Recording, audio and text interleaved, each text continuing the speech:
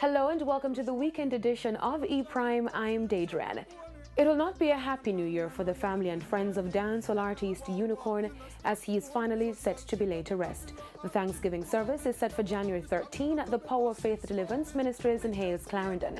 Interment will follow at the Denby Cemetery in the parish. The artist, whose given name is Donovan McMurray, was shot dead on November 12 by unknown assailants on Bowens Road in Kingston 11. The police are yet to establish a motive for his murder. New year, new music deal for reggae artist Bugle. Jamaican music executive and artist manager Shelly and Karan recently inked a 5-year music placement deal with US-based D Street Pictures. Leader John Music Group is manager for a number of acts including Bugle and Devin the Doctor. The film is based on the book of the same name by motivational speaker Dr. Ava Brown. The cast includes American actor Anthony Mackie from The Avengers and Captain America and British actor John Rhys Davies from Lord of the Rings and Indiana Jones.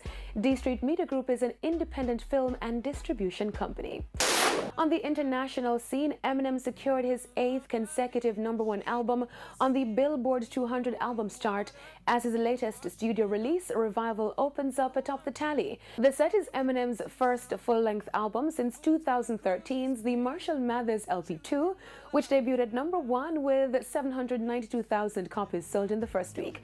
Eminem is the first act to achieve 8 consecutive chart entries that debuted at #1.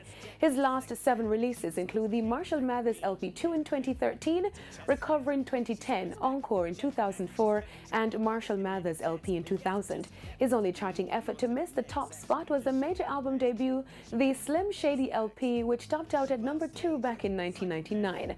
I'm Daedran, thank you for watching.